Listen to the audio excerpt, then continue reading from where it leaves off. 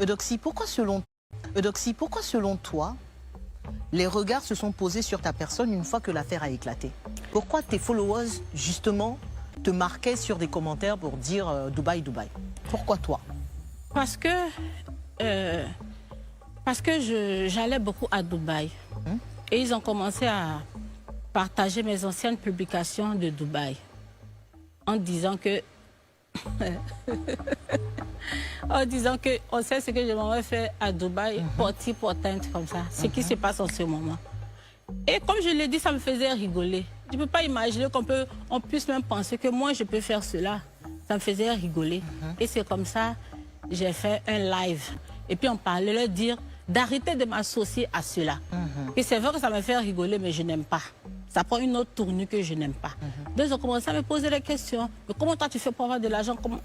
C'est sorti là.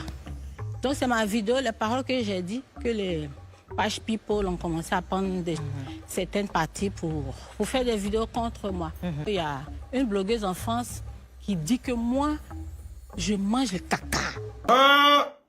Qui a confirmé. Toi, Eudoxie, qu'est-ce qui te fait partir à Dubaï? Pourquoi tu es là-bas tout le temps? En premier lieu, j'aime Dubaï parce que c'est beau. J'aime y être. Et mon dernier voyage à Dubaï, c'était pour mon anniversaire, pour me faire plaisir, au fait. C'est un voyage qui a été financé par qui?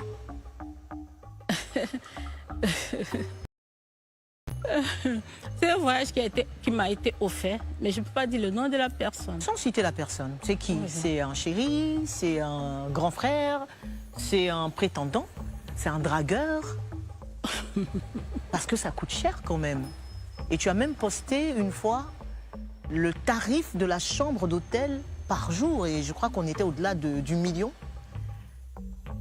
Qui fait ça sans rien demander en retour? C'est quelqu'un qui m'apprécie énormément. Et comme il a su que c'était mon anniversaire, il a voulu me faire plaisir. C'est pas ton chéri? Pas encore. Pas encore, tu as dit? Est-ce que tu comprends quand même un peu, quelque part, que parce que les gens te voient et que tu as un mode de vie qui va au-delà de l'ordinaire, qu'ils se disent « Ah, il y a anguille sous roche ». C'est pas clair. Est-ce que ça, tu comprends au moins? Oh, je ne comprenais pas.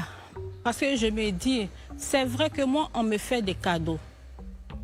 Eux, dans leur tête et leur esprit, se disent que tant que tu n'as pas couché avec quelqu'un, mais tant que tu n'as pas fait ci et ça, on ne peut pas te donner autant d'argent. Donc, je les ai fait comprendre que c'est mon heure de gloire, c'est ma grâce.